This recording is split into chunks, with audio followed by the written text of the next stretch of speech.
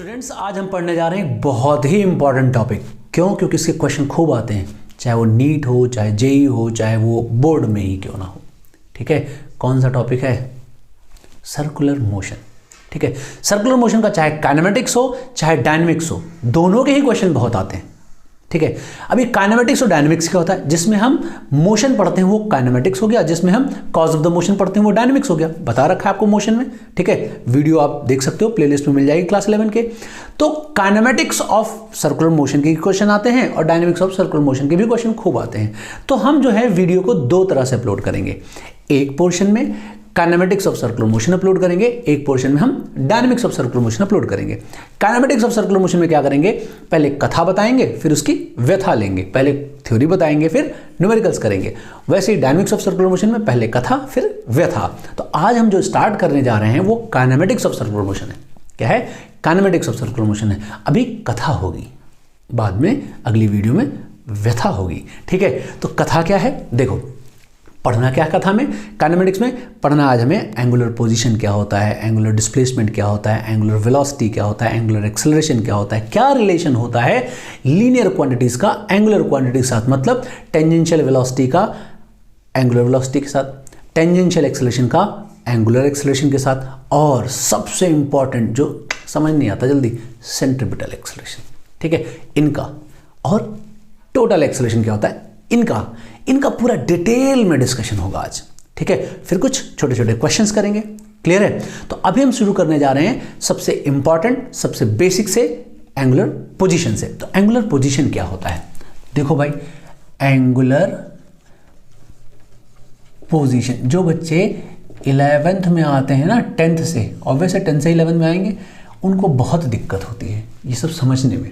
ठीक है, तो थीटा क्या है? हमारा एंगुलर पोजीशन को बताने के लिए सिंबल है। अब एंगुलर पोजीशन होता क्या है? अगर मान लो कोई सर्किल पे चल रहा है, जैसे तुम स्टेडियम के चक्कर काट रहे हो, घड़ी की सुई तुम्हारी घूम रही है, अर्थ घूम रहा है, ये सब एंगुलर मोशन, ये सर्कुलर मोशन ही तो है। तो इनकी मान लो पोजीशन बतानी है तो क्या चाहिए हमें? सबसे पहली बात, एक रेफरेंस लाइन चाहिए। क्या चाहिए? एक रेफरेंस लाइन चाहिए। चलो, मिल गई रेफरेंस लाइन। फिर क्या चाहिए? एक ओरिजिन चाहिए।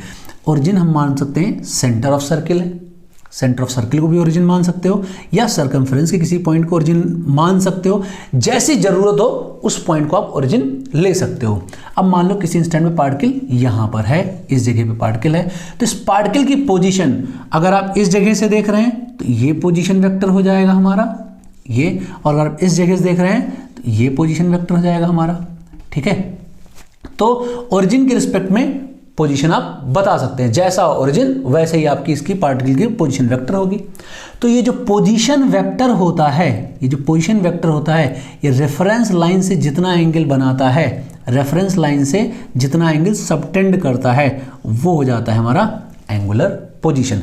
अब जैसे क्या हुआ, इस ओरिजिन के लिए इस पार्टिकल का जो पोजीशन वेक्टर है वो रेफरेंस लाइन से थीटा एंगल बना रहा है, और इस ओरिजिन से इसी पार्टिकल का पोजीशन वेक्टर इस रेफरेंस लाइन से थीटा डैश बना रहा है। ठीक है, तो ये एंगुलर पोजीशन बताने का तरीका हो गया। एंगुलर पोजीशन कैसे बताते हैं? एक रेफरेंस लाइन ले लेते हैं, उससे पार्टिकल का पोजीशन ओरिजिन के रिस्पेक्ट में जितना एंगल सबटेंड करता है वो एंगुलर पोजीशन हो जाता है। तो एंगुलर पोजीशन क्या हो गया? Angle subtended by position vector of particle with respect to origin with reference line is called as angular position। Simple सी बात हो गई। क्लियर है?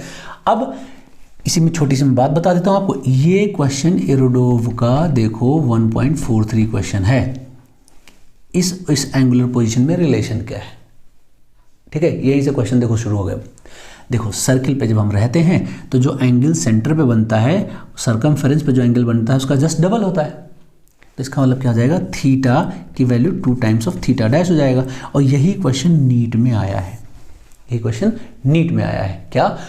Angular position of this particle with respect to origin, that is centre of circle, and angular position of particle with respect to circumference पे कोई origin ले रखा उसके रिस्पेक्ट में।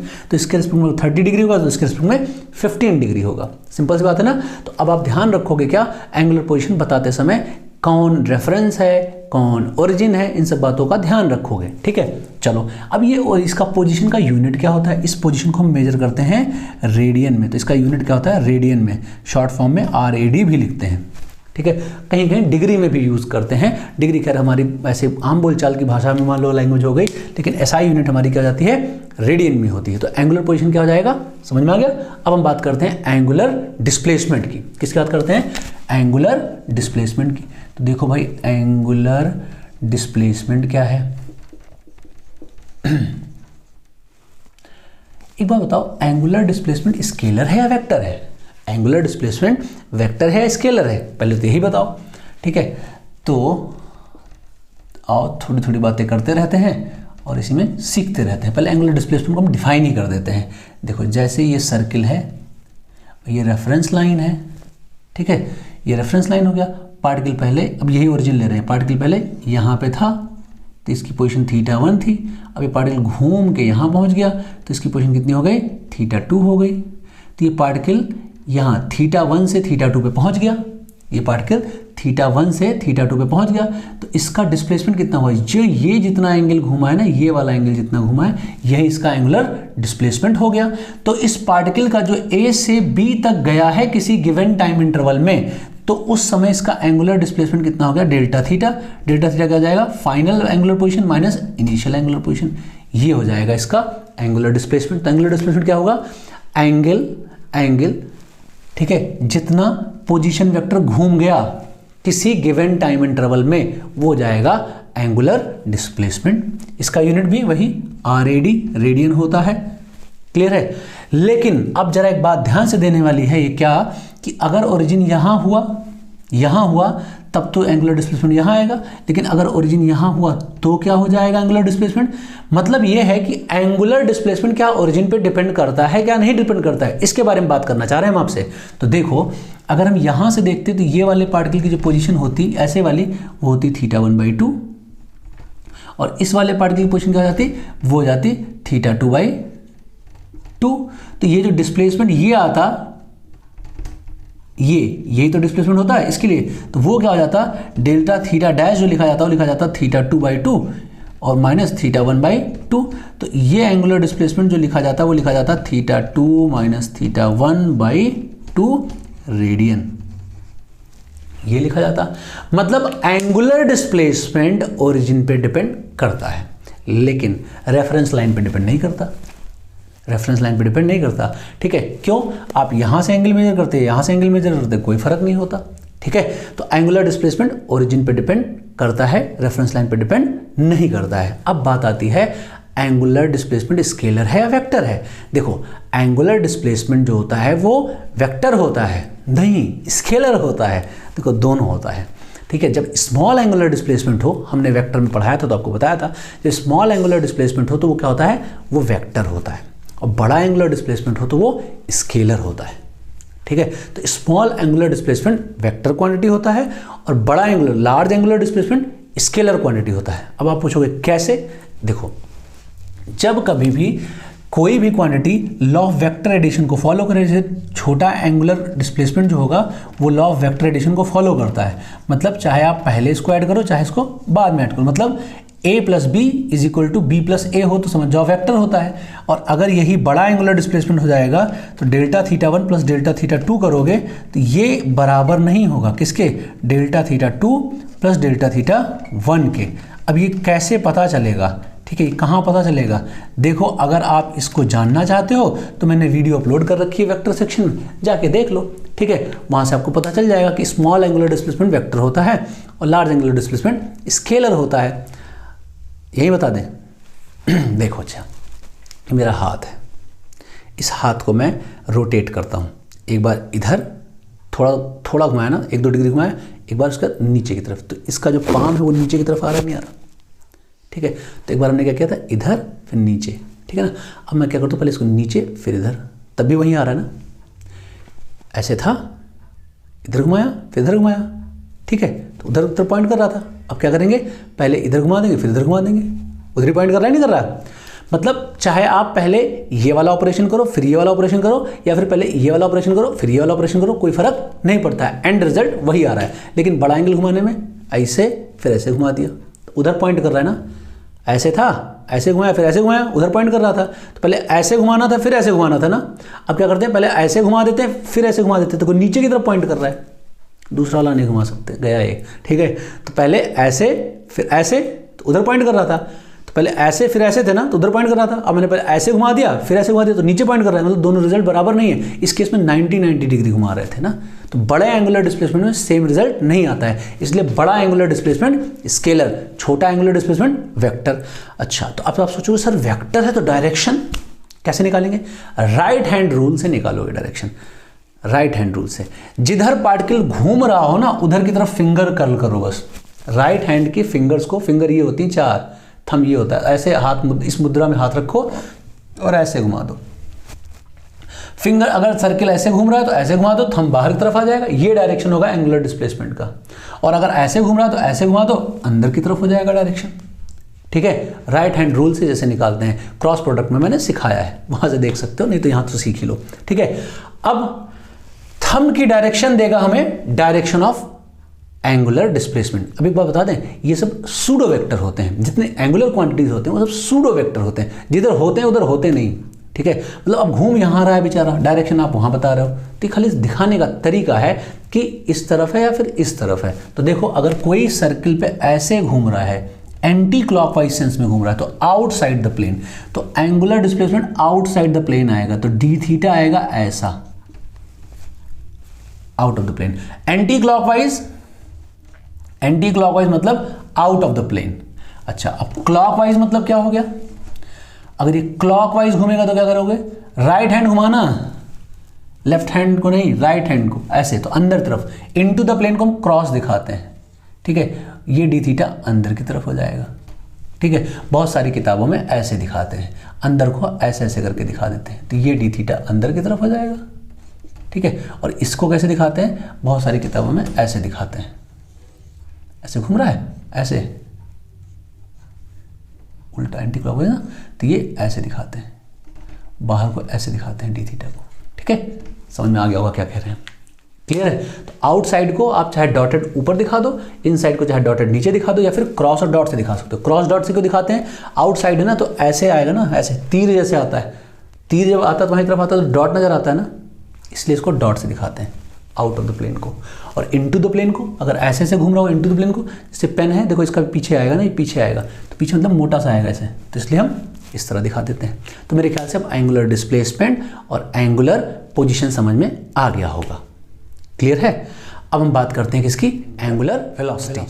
ये ऐसे, ये ओमेगा है, ये जो लिखा है ना डब्ल्यू जैसा, इसका नाम ओमेगा है, ऐसा, ठीक है। इसको वैसे ही पढ़ेंगे जैसे लीनियर क्वांटिटीज को हम लोग पढ़ते थे, ठीक है। उसमें भी तो हम क्या करते थे, हम पढ़ते थे average angular velocity, sorry average linear velocity और इंस्टेंटेनियस लीनियर वेलोसिटी। वैसे यहाँ क्या पढ़ेंगे हम? एवरेज एंगुलर वेलोसिटी पढ़ेंगे और इंस्टेंटेनियस भी पढ़ेंगे। तो एवरेज एंगुलर वेलोसिटी क्या हो जाता है? कुछ नहीं, जैसे वहाँ होता था क्या, डिस्प्लेसमेंट अपॉन टाइम इंटरवल, ठीक है। तो ओमेगा एवरेज जो आएगा वो क्या हो जाएगा? Final minus initial position upon delta T. ये क्लियर है। स्केलर क्वांटिटी होता है ये। क्यों स्केलर होता है? अभी पढ़ के आए हो। क्यों? बड़ा डिस्प्लेसमेंट स्केलर, ठीक है। तो ये ऐसा आ जाएगा, इसका यूनिट रेडियंस पर सेकेंड हो जाता है, ठीक है। इसका यूनिट क्या हो जाएगा? रेडियन पर सेकेंड हो जाएगा। कहीं कहीं पे इसका यूनिट जो है आरपीएम भी लिखते हैं, कहीं कहीं पे इसका यूनिट आरपीएस भी लिखते हैं, कहीं कहीं पे इसका यूनिट हर्ट्ज भी लिखते हैं। तो ये आरपीएम क्या है? आरपीएम है रेवोल्यूशन पर मिनट, और ये क्या है? रेवोल्यूशन पर सेकेंड। समझ में आया? अब क्या ये एक ही जैसे होते हैं क्या? नहीं। देखो, एक आरपीएम जो होता है वो क्या होता है? एक रेवोल्यूशन में कितना रेडियन चलते हैं आप? 2 पाई रेडियन चलते हैं। और रेवोल्यूशन पर मिनट है, इसलिए 60 डिवाइड कर दो, इतना रेडियन पर सेकेंड होता है। एक आरपीएम 2π/60 रेडियन पर सेकेंड के बराबर होता है। तो मतलब एन आरपीएम कितना हो जाएगा, कभी अगर मान लो लिखना हो एन आरपीएम की वेलोसिटी, चलो जैसे हमारे घरों में मिक्सी होता है, मिक्सर जानते हो ना, उसी को हम लोग गाँव मिक्सी बोल देते हैं, ठीक है। मिक्सर होता है, जूसर होता है, फैन होता है, उसमें क्या बोल देते हैं कि एन आर 1200 आरपीएम का है, 1200 आरपीएम का है, तो क्या मतलब हो जाएगा 2π/60 इंटू एन, ये इतने रेडियन पर सेकेंड हो जाएगा। समझ में आया? अच्छा, अगर ये आरपीएस में होता तो देखो 1 आरपीएस जैसे था, तो 1 आरपीएस को हम क्या लिखेंगे, 2π/60 लिखेंगे क्या? नहीं, वो सेकंड में पहले ही था, एक रेवोल्यूशन में 2π, तो ये 2π रेडियन पर सेकंड हो जाएगा। तो एन आरपीएस हो जाता तो क्या हो जाता, एन आरपीएस अगर हो जाता तो ये हो जाता 2πn। पता है अगर ये आरपीएस दिया है ना, तो इसी को हम फ्रीक्वेंसी भी बोल सकते हैं। रेवोल्यूशन पर सेकंड को ही हम फ्रीक्वेंसी बोल देते हैं, कोई लफड़े वाली बात नहीं होगी, सेम बात होगी, इसको आप फ्रीक्वेंसी भी बोल सकते हैं, ठीक है। तो अगर आपको कभी दिया हो f फ्रीक्वेंसी है तो एंगुलर वेलोसिटी क्या हो जाएगा 2πf, n फ्रीक्वेंसी है तो क्या हो जाएगा 2πn, ठीक है। तो ये अगर आपको यूनिट्स इधर उधर टेढ़ा मेढ़ा दिया है ना, तो आप टेंशन मत लेना। और एक बार बता दें, नीट के बच्चों को टेढ़ा मेढ़ा जरूर मिलता है यूनिट, ठीक है। रेडियंस में दे देंगे, रेवोल्यूशन पर रेडियंस को बोलेंगे कि रेवोल्यूशन पर मिनट में कन्वर्ट करो, या रेवोल्यूशन पर मिनट को रेडियंस में कन्वर्ट करो, तो सब आप निपट लेना, समझ जाना, ठीक है। तो अगर हम आपको बोलते हैं मेरा फ्रीक्वेंसी है 100, तो बताओ कितना रेडियन पर सेकंड वेलोसिटी है, तो 2π इंटू 100 कर दोगे, आ जाएगा। अच्छा, अगर कभी कभी टाइम पीरियड के फॉर्म में दिया हो, टाइम पीरियड के फॉर्म में दिया हो तो क्या करोगे? आप सभी को पता है टाइम पीरियड और फ्रीक्वेंसी का क्या रिलेशन होता है, फ्रीक्वेंसी इज इक्वल टू होता है 1 टाइम पीरियड। तो अभी आपको बताया था एंगुलर वेलोसिटी क्या होता है 2π, और टाइम्स ऑफ फ्रीक्वेंसी, इसी n को ही फ्रीक्वेंसी बोल जाते, तो 2πf हो जाएगा, 2πf हो जाएगा ना। फ्रीक्वेंसी में तो समझते हो, रेवोल्यूशंस, कितने रेवोल्यूशंस किए पर सेकेंड, कितने रेवोल्यूशंस किए पर सेकेंड, यही तो बोलते हैं। तो यही बात तो हो गई, रेवोल्यूशन पर सेकंड की बात हो गई, इसीलिए हमने इसको क्या बोला, omega is equal to 2πf। ये 2πn 2πf एक ही जैसे है, बस सिंबल का फर्क है बस, और कोई दिक्कत वाली बात नहीं है। इसको हम ऐसे भी तो लिख सकते हैं 2π/t। ये बहुत यूज किया जाने वाला फॉर्मूला होगा आपका आगे चलकर। अगर आपको एंगुलर वेलोसिटी निकालना है और अगर आपको टाइम पीरियड पता है, तो omega is equal to 2π/t radians per second, radians per second, ठीक है। आंसर आ गया, ठीक है। कभी अगर आपको फ्रीक्वेंसी दिया हो तो 2πf कर दो, फ्रीक्वेंसी को हम रेडियन पर सेकेंड, रेवोल्यूशन पर सेकेंड बोल देते हैं, इस बात का ध्यान रखना, ठीक है। तो इसीलिए हमने n रेवोल्यूशन पर सेकेंड को ही 2πn लिख दिया, चाहे इसको 2πf लिख दो। टाइम पीरियड होता है फ्रीक्वेंसी का इनवर्स, या फिर बोलो फ्रीक्वेंसी जो होता है टाइम पीरियड का इनवर्स हो जाता है। t फॉर टाइम पीरियड है, यहाँ पर t फॉर टाइम पीरियड है, कितना टाइम लेता है एक रेवोल्यूशन करने में। जैसे एक फैन घूम रहा है, एक चक्कर काटने में जितना टाइम लेता है वो हो जाएगा टाइम पीरियड। तो ओमेगा हो जाएगा 2π/t और यूनिट क्या आएगा, रेडियन पर सेकेंड। तो आप जो है कभी भी ओमेगा निकालना हो, एंगुलर वेलोसिटी निकालना हो, तो डिफरेंट यूनिट्स में हो तब भी कन्वर्ट कर सकते हो, कोई टेंशन वाली बात नहीं है। अगर समझ में आ गया तो आओ इसी बात पे एक क्वेश्चन करते हैं। जैसे मान लो अर्थ है, अर्थ अपने एक्सिस के अबाउट ऐसे से घूम रही है, ठीक है। तो कितनी देर में घूम रही है, उसका जो टाइम पीरियड ऑफ रेवोल्यूशन है वो है 24 घंटे, ठीक है। 24 घंटों में ये एक राउंड कंप्लीट कर लेता है, ठीक है। तो अब बताओ इसका एंगुलर वेलोसिटी क्या हो जाएगा, इसका एंगुलर वेलोसिटी क्या हो जाएगा। तो सीधा सा इसका एंगुलर वेलोसिटी निकालने का तरीका क्या हो गया, 2π डिवाइड बाई 24 घंटे ना, 60 इंटू 60, ये क्या हो जाएगा, रेडियंस पर सेकेंड। ये इसका एंगुलर वेलोसिटी हो गया, कुछ सोचना ही नहीं है, सिंपल से। क्लियर हुआ? अच्छा, इसी में और एक दो क्वेश्चन करते हैं, और छोटे छोटे क्वेश्चन करते हैं। जैसे घड़ी देखना तो सबको आता ही है, घड़ी देखना आता नहीं आता। ये है मेरे पास घड़ी, मान लो ये देखो, ठीक है। ऐसे वाली घड़ी हो जिसमें सुई लगी हो, ठीक है, जो घूम रहा हो, उसका अगर टाइम पीरियड निकालना हो, उसका अगर मुझे आपको एंगुलर वेलोसिटी निकालना हो तो कैसे निकालेंगे। तो देखो, जैसे मान लो एक घड़ी है हमारे पास, खुद से निकालना, वीडियो पॉज कर देना और खुद से निकालना। और जब वीडियो पॉज करने जाना उसी टाइम, अगर पहली बार देख रहे हो तो चैनल को सब्सक्राइब कर लेना, ठीक है। और बार बार देख रहे हो तो शेयर कर दो दोस्तों में, यार ऐसी क्या बात है, बनाओ हमको पॉपुलर, थोड़ा मजा आए, है ना। तो जैसे ये है हमारे पास, ये है आवर वाली सुई है, ठीक है, और ये वाली हमारे पास मिनट वाली सुई है, ये हमारे पास सेकंड वाली सुई है। 3 सुई हो गई घड़ी में, ठीक है। ये घड़ी है मान लो हमारे पास, इसमें 3 सुइयाँ होती हैं, ठीक है, एक मिनट वाली, एक आवर वाली और एक सेकंड वाली। इन तीनों की एंगुलर वेलोसिटी अगर हम आपसे पूछें तो क्या होगी, बताओ क्या होगी, ठीक है। इन तीनों की एंगुलर वेलोसिटी क्या होगी, ठीक है। मैंने पहले ही कहा वीडियो पॉज करो, सॉल्व करो, आंसर बताओ, ठीक है। और उसी टाइम पे सब्सक्राइब कर लो ना किए हो तो, ठीक है। तो चलो लाइक भी कर लेना, ऐसी क्या बात है। तो देखो मेरे ख्याल से ट्राई किया होगा सभी ने इतनी देर में। तो देखते हैं भाई, एंगुलर वेलोसिटी निकालते हैं, और गलत खूब हुआ होगा लोगों का सेकंड वाले का। तो 2 pi by time period, second वाली सुई का टाइम पीरियड कितना होता है, एक राउंड कितनी देर में लगाती है, 1 मिनट में, इसलिए 60 लिखोगे, 1 मत लिख देना। ये आ जाएगा रेडियन पर सेकेंड। ये हमारा सेकंड वाले का एंगुलर वेलोसिटी हो गया। अच्छा, अगर हम मिनट का निकालें, अर्थ वाला तो नोट कर ही लिया होगा आपने, तो अर्थ वाला मैं हटा देता हूँ, ठीक है। अगर मैं मिनट वाले की बात करूं तो क्या आएगा, 2 पाई बाई लिखोगे, 2 पाई बाई लिखोगे। मिनट वाली सुई एक राउंड कितनी देर में करती है, 1 मिनट में, एक राउंड 1 घंटे में करती है। 60 × 60 रेडियन पर सेकेंड। अच्छा, आवर्स वाली एक राउंड कितनी देर में करती है, 24 घंटे में, है ना। किसकी घड़ी में 24 बजते हैं भैया, 12 घंटे में एक राउंड कर लेती है, 24 घंटे में नहीं, 12 घंटे में। 12 × 60 × 60, ये रेडियन पर सेकेंड हो जाएगा, ये आ जाएगी एंगुलर वेलोसिटी, ठीक है। तो जो तुम्हारी सेकेंड वाली वो आवर्स वाली सुई होती है ना, ठीक है, उसकी एंगुलर वेलोसिटी डबल होती है, किसके, अर्थ के एंगुलर वेलोसिटी के। क्यों, omega equal 2 pi divide by 24 था ना, यहाँ 12 है, ठीक है। तो एक्सिस पे जो घूम रही है ना अर्थ, ठीक है, जितनी तेज तुम्हारी वो आवर्स वाली सुई चलती है, उसके जस्ट आधी स्पीड से चलती है वो। क्लियर है। चलो, तो अब मेरे ख्याल से एंगुलर वेलोसिटी में आपको एवरेज एंगुलर वेलोसिटी समझ में आ गया होगा। फिर से मैं बता देता हूँ एवरेज एंगुलर वेलोसिटी है क्या। एवरेज एंगुलर वेलोसिटी है displacement angular divide by time, scalar होता है, यूनिट रेडियन पर सेकेंड होता है, डायमेंशन नहीं बताया ना, सिंपल सी बात है, थीटा का कोई डायमेंशन नहीं होता, टाइम का टी, तो इसका डायमेंशन क्या आ जाएगा, t-1। चलो बता दिया, ठीक है ना।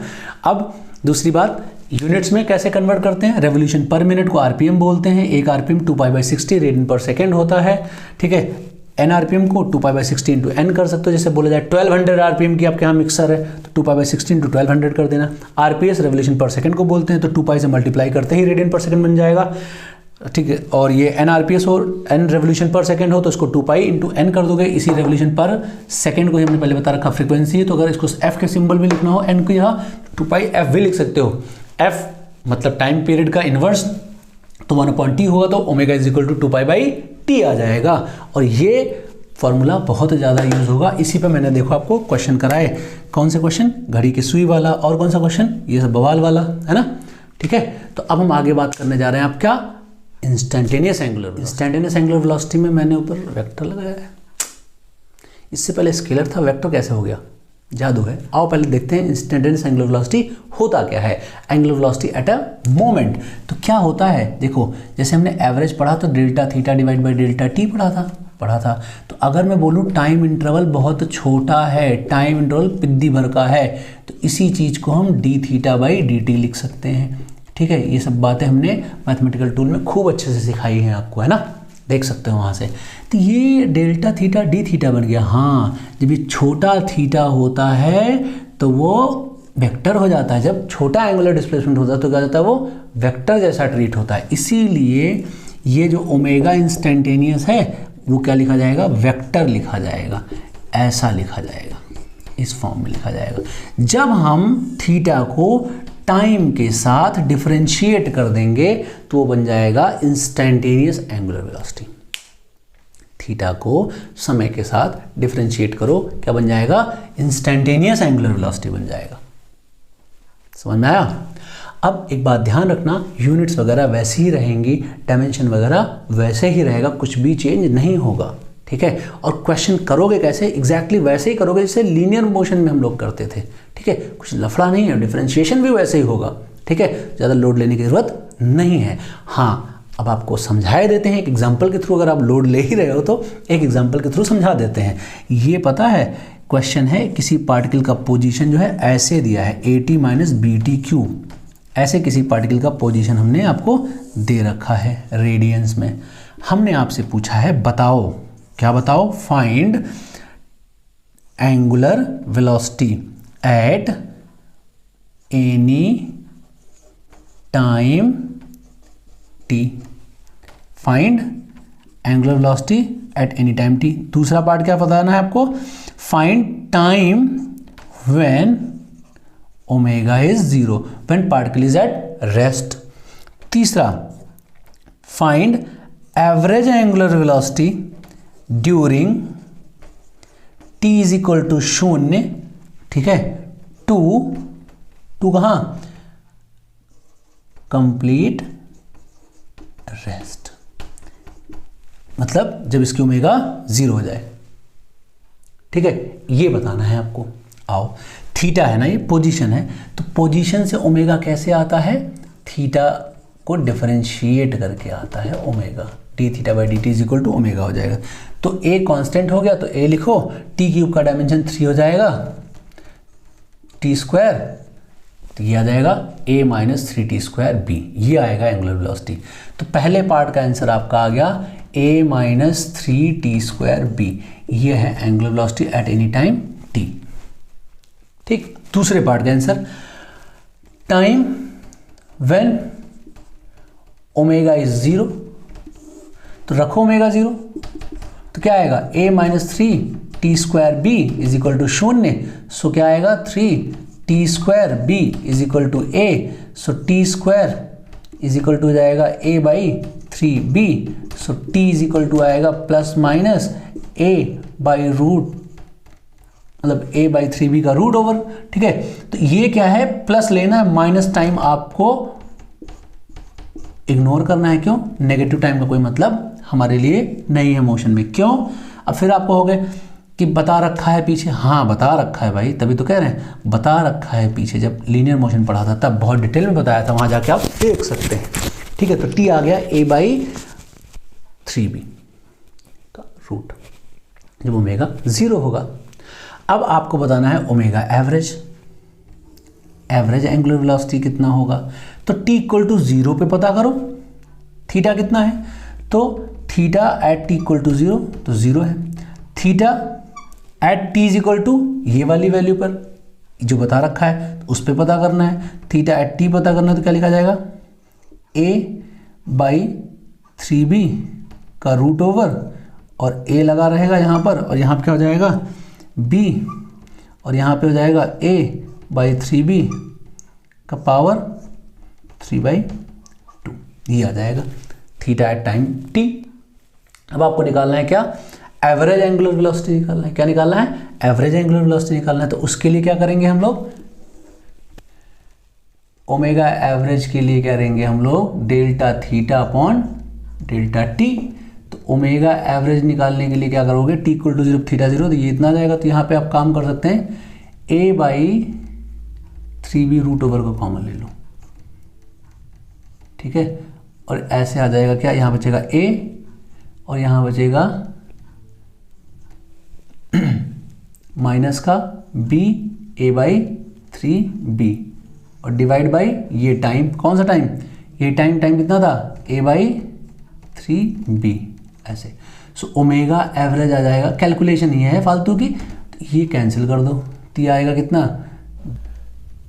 a माइनस a बाई 3 है, तो इसको सॉल्व करेंगे तो ये मिलेगा हमें 2a बाई 3, ये आ जाएगा हमारा ओमेगा एवरेज, ठीक है। तो कोई सिंपल सा क्वेश्चन है कि नहीं, ठीक है। और ये क्वेश्चन जानते हो किसका है, ये रुडोल्फ का क्वेश्चन नंबर 1.46। पहले नहीं बताया, नहीं तुम पहले डर जाते, है ना, बिल्कुल बेकार सा क्वेश्चन। और ये क्वेश्चन नीट में भी आया है, ठीक है, और जेईई मेंस में भी आया है आसान सा ना। स्टेप बाय स्टेप कैलकुलेशन करिए, मस्त होके सॉल्व कर लीजिए। हाँ, अगर फिर भी कोई दिक्कत है तो वीडियो पीछे करो, दोबारा देख लो, फिर भी कोई दिक्कत है पूछ लो, कहाँ पूछना है आप जानते हो, डिस्क्रिप्शन में सारे लिंक अवेलेबल हैं। अब हम बात करते हैं रिलेटिव एंगुलर वेलोसिटी की। रिलेटिव एंगुलर वेलोसिटी क्या है? अगर वैसे मैं बोलूँ कि एक पार्टिकल इस सर्किल पे चल रहा है, दूसरा पार्टिकल इस सर्किल पे चल रहा है, दोनों सर्किल कंसेंट्रिक है, मतलब एक ही सेंटर के अबाउट डिफरेंट डिफरेंट रेडियस के सर्किल हैं, ठीक है। ये वाला पार्टिकल ω1 वेलोसिटी से घूम रहा है और ये वाला पार्टिकल ω2 वेलोसिटी से घूम रहा है। तो अगर बोलो इसके रिस्पेक्ट में इसका एंगुलर वेलोसिटी या इसके रिस्पेक्ट में इसका एंगुलर वेलोसिटी बताओ तो क्या आएगा? तो जैसे अभी तक करते थे वैसे ही करना है, कोई टेंशन वाली बात नहीं लेना है। मैं एक करके दिखाता हूँ, दूसरा आप अपने आप समझ लेना, आपने रिलेटिव मोशन पढ़ रखा है। तो angular velocity of 2 with respect to 1 लिखना है तो ω2 - ω1 कर देंगे। अगर मैं कर ही देता हूँ, है ना तो ये ω1 - ω2 कर देंगे, बस और कुछ नहीं करना है। ये रिलेटिव एंगुलर वेलोसिटी हो जाती है, ठीक है। तो ये एंगुलर वेलोसिटी ऑफ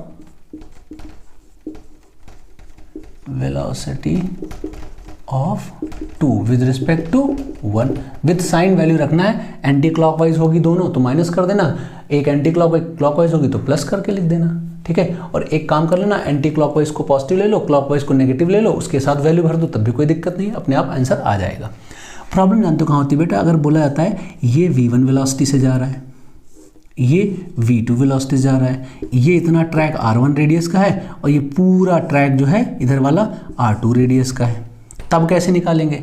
तब निकालने के लिए देखो क्या करते हैं हम लोग, इनकी वेलोसिटी लिखो रिलेटिव, तो क्या velocity of 2 with respect to 1 लिखो ऐसे, ठीक है।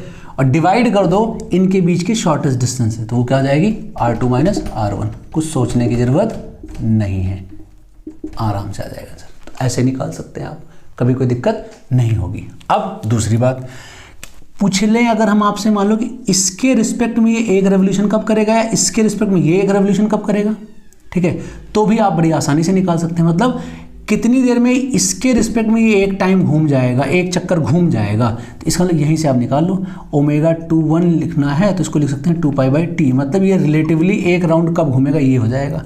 तो t की वैल्यू क्या आ जाएगी? 2π/ω21। तो इसको आप ऐसे लिख सकते हैं, कैसे? t = 2π divide by 2π/t2 minus 2π/t1। So t की वैल्यू आ जाएगी t2 t1 divide by t1 minus t2, या फिर t2 माइनस t1, वो मॉड में तुम देख लेना, ठीक है। समझ में आया? किस सेंस में घूम रहा है उसके हिसाब से प्लस माइनस आ जाएगा और कोई दिक्कत वाली बात नहीं है। तो आप ऐसे इसको समझ सकते हैं। यही टाइप के क्वेश्चन जो है नीट में और जेईई मेंस में पूछे जाते हैं रिलेटिव एंगुलर वेलोसिटी से रिलेटेड, ठीक है।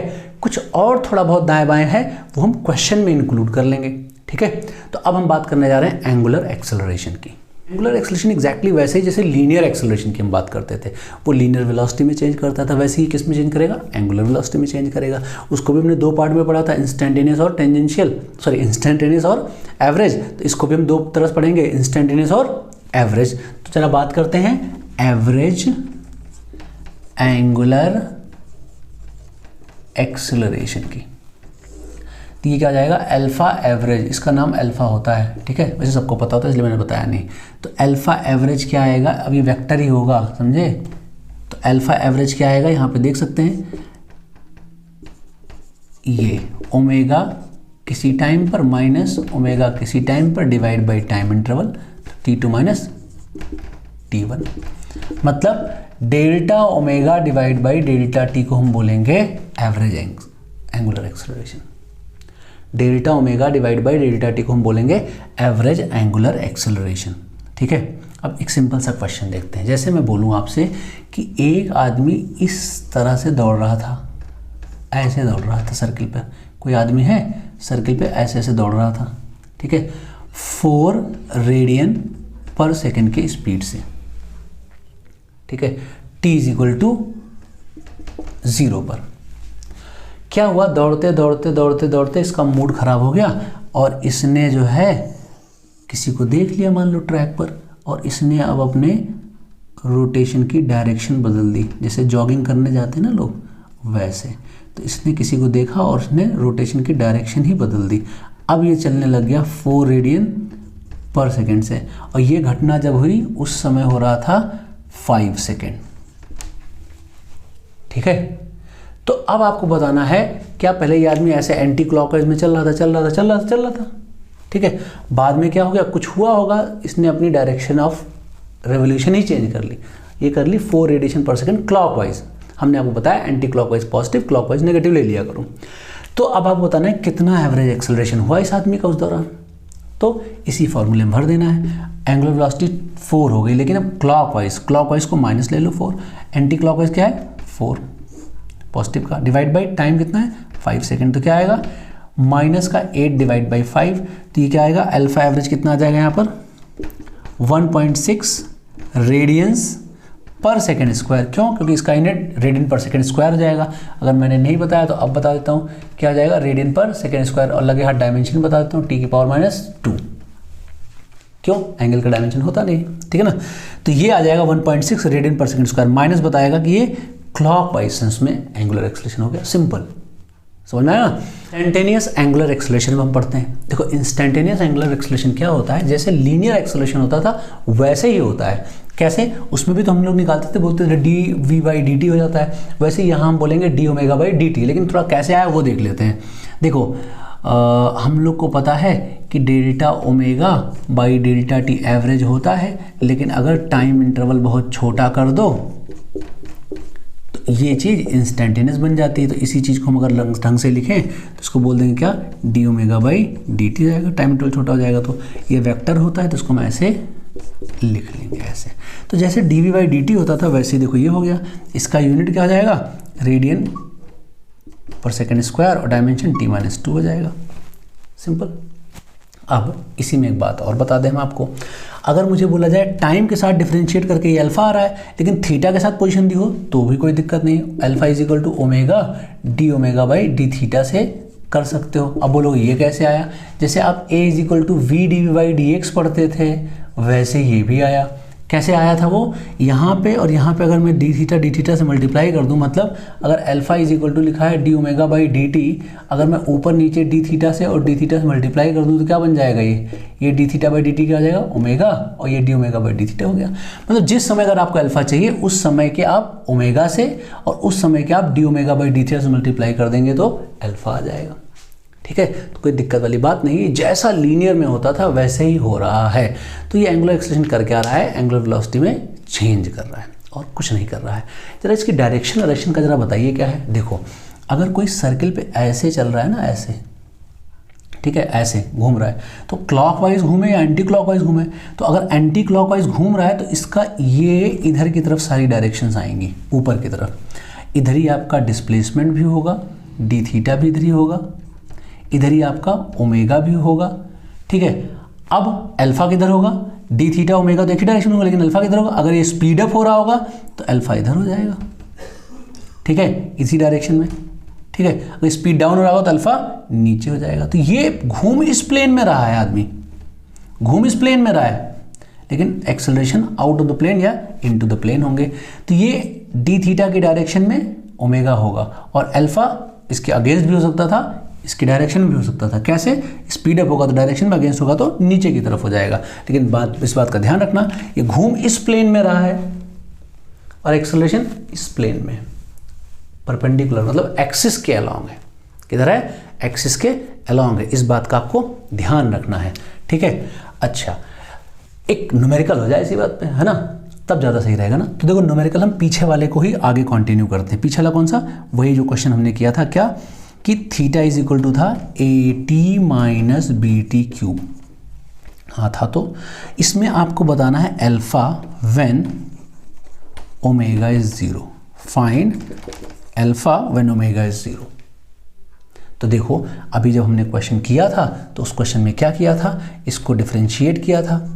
हाँ किया था भाई, तो हमें क्या मिला था, ओमेगा मिला था। तो क्या आया था वो, a - 3bt² आया था। बिल्कुल सही बात है। तो ओमेगा 0 किया था, हाँ किया था। तो क्या आया था, t की वैल्यू आई थी a/3 में। मैं जल्दी कर रहा हूँ क्योंकि हमने बता रखा है क्वेश्चन, आपको इतना आ गया। अब निकालना है अल्फा, तो इसको डिफरेंशिएट कर दो dω/dt को। ठीक है, dω/dt को डिफरेंशिएट करो, क्या मिलेगा आपको, अल्फा मिलेगा। तो क्या आएगा, -3p और t² डिफरेंशिएशन 2t, तो क्या आ जाएगा -6bt। अब इस टी की वैल्यू यहाँ ला के रख दो। ये क्या हो गया, ये जो अल्फा आया ना, ये वाला जो अल्फा आप निकाला है -6 BT, ये किसी भी टाइम का अल्फा है, किसी भी टाइम का अल्फा है। लेकिन जो ये वाली वैल्यू है कौन सी, जो अब निकालने जा रहा है अल्फा t = a/3b का रूट ओवर पे, ये वैल्यू तब है जब ओमेगा 0 है। तो उस समय के लिए निकालोगे तो क्या आएगा -6 और ये क्या आ जाएगा b और t की वैल्यू a/3b। तो ये क्या आ जाएगा सॉल्व होके, अल्फा की जो वैल्यू आएगी वो क्या हो जाएगी, ये हो जाएगी √12 ab माइनस का, ये एक्सेलरेशन आ जाएगा एंगुलर। कब, जब इसकी वेलोसिटी 0 होगी तब। ठीक है, तो ये सब था कंसेप्ट एंगुलर एक्सेलरेशन का। अब इस वीडियो को इतने ही में मैं रोक देता हूँ, क्यों, बड़ी हो जाएगी ना। अब अगला जो पोर्शन है इसी काइनेमेटिक्स का सेक्शन का अगला जो पोर्शन है वो है लीनियर क्वांटिटीज और एंगुलर क्वांटिटीज में क्या रिलेशन है, और सेंट्रीपिटल एक्सेलरेशन पर वीडियो है। अभी व्यथा में बाद है, मतलब टाइम है, कथा ही अभी 2 पार्ट में और अपलोड करूंगा। एक पार्ट में मैं सर्कुलर मोशन जेई के बच्चों के लिए पोलर कोऑर्डिनेट में अपलोड करूंगा। ठीक है, तो अभी 2 वीडियोस और आएंगी इसी कथा की। क्या है, एक में अभी मैं सेंट्रीपिटल एक्सेलरेशन और लीनियर और एंगुलर क्वांटिटीज का रिलेशन बताऊंगा। अगला जो एक वीडियो होगा वो पोलर कोऑर्डिनेट्स में होगी, पूरी सर्कुलर मोशन या पूरी मोशन प्लेन की स्टडी। ठीक है, तो अभी आप इसको देखते रहो, फिर व्यथा आएगी उसको भी देखना, उसमें खूब सारे न्यूमेरिकल होंगे। ठीक है, जिससे आपका बिल्कुल कंसेप्ट क्लियर हो जाए। तब तक इस चैनल को सब्सक्राइब कर लो, पहली बार अगर आए हो तो।